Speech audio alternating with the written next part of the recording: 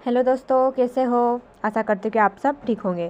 तो आज अपन पढ़ रहे घुमंतु जनजाति का सेकेंड लेक्चर पढ़ेंगे, जिसमें अपन बंजारा जनजाति और पछाड़ा जनजाति कंप्लीट करेंगे। ठीक है। तो बंजारा जनजाति के बारे में पढ़ते हैं कि बंजारा जनजाति एक कबीलाई पद्धति का प्रभाव है। क्या है? बंजारा जनजाति पर कबीलाई पद्धति का प्रभाव देखा जाता है आज भी। ठीक है। और ये किस प्रकार की जनजाति? विमुक्त जनजाति है। जैसे अपन घुमंतु, अर्ध घुमंतु और विमुक्त जनजातियां पढ़ रहे हैं ना, उसमें से बंजारा जनजाति विमुक्त जनजाति है। ठीक है। तो इसका निवास स्थान अर्थात क्या है? इसका मध्य प्रदेश में इसका निवास स्थान किस तरह है? तो कहाँ पर है? तो निमाड़ क्षेत्र में, मालवा क्षेत्र में, मंडला जिला, मंदसौर जिला आदि क्षेत्र में स्थायी रूप से निवास करती है ये जनजाति। ठीक है। परंतु इसका मूल स्थान कहा जाए तो कहाँ पर है? इसका मूल स्थान है राजस्थान में है। ठीक है। फिर यह स्वयं को राजपूतों का वंशज मानते हैं। क्या है? यह स्वयं को क्या करते हैं? राजपूतों का वंश मानते हैं। ठीक है। तो यहाँ तक आप लोगों को समझ में आया कि ये जो बंजारा जनजाति है वो कबीलाई पद्धति का प्रभाव आज भी देखा जाता है और यह एक विमुक्त जनजाति है। और इसका स्थान अर्थात इसका निवास स्थान कहाँ पर है? तो निमाड़ क्षेत्र, मालवा, मंडला जिला, मंदसौर जिला। ठीक है। इन जिलों में क्या है? ये निवासरत है। और इसका मूल स्थान राजस्थान को माना जाता है और ये स्वयं को राजपूतों का वंश भी मानती है। ठीक है। फिर इसके विवाह, इस जनजाति में विवाह कौन कौन से होते हैं? तो पहला है विधवा विवाह, चढ़ विवाह, अपहरण विवाह, मंगनी विवाह, राजीबाजी विवाह और नात्रा विवाह प्रचलित है। बंजारा जनजाति में यह विवाह प्रचलित है। ठीक है। अब पढ़ते इसमें नृत्य। बंजारा जनजाति में नृत्य कौन कौन से होते हैं? तो बंजारा जनजाति के प्रमुख नृत्य तलवार नृत्य है। बंजारा जनजाति का प्रमुख नृत्य क्या है? तलवार नृत्य है और डंडावेली नृत्य है। जो डंडावेली नृत्य है वो क्या है? पुरुष प्रधान है, अर्थात यह नृत्य केवल पुरुष के द्वारा ही किया जाता है। और यह बंजारा लोग राजपूताना के राज दरबारों अर्थात राजा महाराजाओं के दरबार में शक्ति प्रदर्शन कर कतारबाजी के रूप में करते थे। क्या है? ये जो ये नृत्य है ना, ये क्या करते थे बंजारा लोग? राजपूताना राजा महाराजाओं के राज दरबारों में ये शक्ति प्रदर्शन करने के लिए करते थे ये नृत्य। ठीक है। और मछली नृत्य, एक और मछली नृत्य है जो बंजारा जनजाति का प्रमुख नृत्य है। तो बंजारा जनजाति का प्रमुख नृत्य किसे कहा जाता है? तो वो है मछली नृत्य। यह एक धार्मिक नृत्य है। मछली नृत्य क्या है? एक धार्मिक नृत्य है और यह मध्य प्रदेश राजस्थान के सीमा क्षेत्र में अधिक प्रचलित है। क्या है? जो ये मछली नृत्य है ना, वो बंजारा जनजाति में है, परंतु कहाँ पर? मध्य प्रदेश और राजस्थान की सीमा पर अधिक प्रचलित है ये जो नृत्य है ना। ठीक है। फिर आगे पढ़ते हैं। अब पढ़ते हैं बंजारा जनजाति के देवता कौन कौन से। तो बंजारा सिख धर्म से सर्वाधिक प्रभावित है। क्या है? जो बंजारा जनजाति है ना, वो सिख धर्म को अधिक मानती है, उससे अधिक प्रभावित है ये। और ये गुरु नानक देव और गुरु ग्रंथ साहब को अपने अनुयायी मानती है। ये जनजाति क्या है? सिख धर्म को मानती है। और सिख धर्म के गुरु कौन से? गुरु नानक देव है और गुरु ग्रंथ साहब है, उनके अनुयायी है। ठीक है। इसके अतिरिक्त राम, कृष्ण, दुर्गा माता, शिव भगवान, इनको भी मानती है। ठीक है। बंजारा विश्व में मतलब पहली बार इन्होंने कंघी का आविष्कार किया था। बंजारा जनजाति है जिन्होंने कंघी का आविष्कार किया था। ठीक है। अब नोट, आपको मैं एक चीज़ बताती हूँ कि जो लाखा बंजारा झील है ना, अर्थात उसे सागर झील भी कहा जाता है, यह मध्य प्रदेश के सागर झील में अवस्थित है। क्या है? जो लाखा बंजारा झील या फिर उससे सागर झील भी कहा जाता है, जो कहाँ पर है? मध्य प्रदेश के सागर जिले में स्थित है।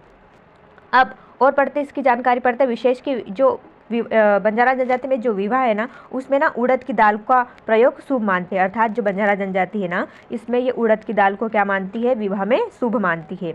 और अब पढ़ते इसकी गांव की बसाहट, अर्थात इनके गांव किस प्रकार के होते हैं? तो गांव की बसाहट को टाडा कहा जाता है। इनकी गांव की बसाहट को क्या कहा जाता है? जैसे भील जनजाति, इनमें क्या कहा जाता था? जो गांव का पटेल होता था है ना, उसे पटेल कहा जाता था। वैसे ही ये गांव के बसाहट को क्या कहा जाता है? टांडा कहते हैं। और अपने जैसे भील में क्या कहा जाता था? फलिया कहा जाता। वैसे इनकी गांव की जहाँ पर बसाहट होती उसे टांडा कहा जाता। और प्रधान, जो उस टांडा का प्रधान होता था, उसे सरदार या फिर नायक कहते थे। ठीक है। बंजारा जनजाति में पटेल और सरपंच का पद ही नायक संभालता है। क्या है? जो बंजारा जनजाति में पटेल का पद और सरपंच का जो पद होता वो नायक ही संभालता है। ठीक है। क्योंकि टांडा का प्रमुख नायक होता है। बंजारा जनजाति संसार की सर्वाधिक श्रृंगार प्रिय जनजाति है। जो बंजारा जनजाति है वो संसार की सर्वाधिक श्रृंगार प्रिय जनजाति भी है। पहले ये जनजाति बालद लाद कर लाती थी। क्या है? जो ये जनजाति थी ना, पहले इसका कार्य क्या होता था? तो पहले ये जनजाति बालद लाद कर लाती थी, अर्थात बेलों को लाद कर बेलों पर जो जीवन यापन की जो सामग्री है ना, उसका क्रय करती थी। ठीक है। और इनका अभी वर्तमान में इनका कार्य क्या है? पहले ये जनजाति बालद अर्थात बेलों पर लाद कर जीवन यापन की जो सामग्री है ना, उसका विक्रय करती थी। परंतु अभी इसका वर्तमान में इसका कार्य क्या है? पशुचारण। इसका प्रमुख व्यवसाय क्या है वर्तमान में? पशुचारण, अर्थात पशुओं को चराने का कार्य करती है। ठीक है। आगे, ये जनजाति किस प्रकार की बोली बोलती है? तो बंजारी बोली बोलती है। ठीक है, बंजारी जनजाति कौन सी बोली बोलते हैं? तो ये बंजारी बोली बोलते हैं और यह पुरुष प्रधान है। क्या है? ये जो बंजारा जनजाति है ना वो पुरुष प्रधान है।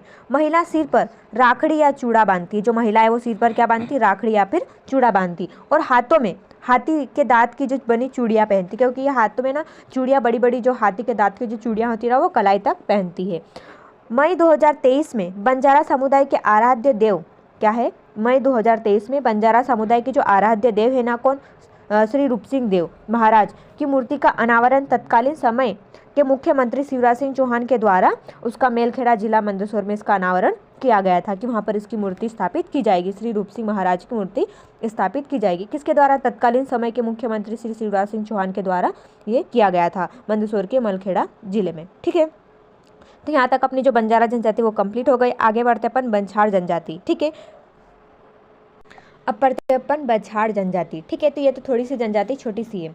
तो यह विमुक्त जनजाति, जैसे मैंने आप लोगों को बंजारा जनजाति बताई ना, उसी प्रकार से यह भी एक विमुक्त जनजाति है। और इसका जो मुख्य निवास दसपुर क्या है? तो मंदसौर का प्राचीन नाम क्या था? दासपुर था। ठीक है, दसपुर उसका मंदसौर का नाम था। तो कहाँ? ये मंदसौर जिले में निवासरत है। जो बछाड़ जनजाति है ना वो कहाँ पर है? तो यह मंदसौर जिले में स्थित है। दक्षिण में यह रतलाम जिला क्या है? यह जनजाति दक्षिण में रतलाम जिले के जावरा क्षेत्र की सीमा पर क्या है? दक्षिण में ये रतलाम जिले की जावरा क्षेत्र की सीमा तक है और पूर्व में झालड़वाड़ा सीमा तक है। पूर्व में झालड़वाड़ा सीमा तक स्थित है। और पश्चिम में कहा जाए तो राजस्थान की सीमा तक है ना। क्या है? दक्षिण में रतलाम जिले की जावरा सीमा तक है और पूर्व में झालड़वाड़ा सीमा तक है। पश्चिम में राजस्थान की सीमा, और इसके डेरे स्थापित किए जाते, मतलब ये इन दिशाओं में क्या है? इनके यहाँ तक डेरे, अर्थात यहाँ तक इनका निवास स्थान होता है। बछाड़ जनजाति मूलतः कंजर जनजाति से संबंधित है। जो बछाड़ जनजाति है जो मैं आप लोगों को अभी पढ़ा रही, ये है ना, ये जनजाति कंजर जनजाति से संबंधित बताई जाती है। आगे अपन कंजर जनजाति भी पढ़ेंगे। ठीक है, इस जनजाति से संबंधित बताई जाती, किंतु कंजर से पृथक होकर अपनी अलग संस्कृति का विकास कर लिया। कि क्या हो गई? ये कंजर जनजाति से अलग हो गई और अपनी एक संस्कृति का विकास कर लिया है। यह जनजाति जीवन यापन हेतु नट कार्य करती है। जो बछाड़ जनजाति है ना वो क्या करती है? अपने जीवन यापन के लिए नट कार्य, ठीक, नाटक करने का कार्य भी करती है। यह जनजाति बांस कला में निपुण होती है। क्या है? बांस से जो भी बनाई जाती है ना कलाएं, जो भी बांस की टोपली, खिड़ी ये बनाई जाती है ना, उसमें क्या होती है? निपुण होती, जिस कारण लोग इन्हें बांस जड़ा भी कहा जाता है। क्या है कि ये जनजाति बांस कला में निपुण होती है, जिस कारण से वहाँ के जो निवासी जो लोग हैं वो क्या करते हैं? इन्हें बांस चढ़ा पुकारते हैं। ठीक है, यह जनजाति पीपल को देवता के रूप में पूजती है। ठीक है, तो यहाँ तक अपनी ये बछाड़ जनजाति और बंजारा जनजाति कंप्लीट हो गई। आगे अपन और कल घुमंतू जनजाति की अन्य और जनजातियाँ पढ़ेंगे। ठीक है, तो आज के लिए बस इतना ही। धन्यवाद।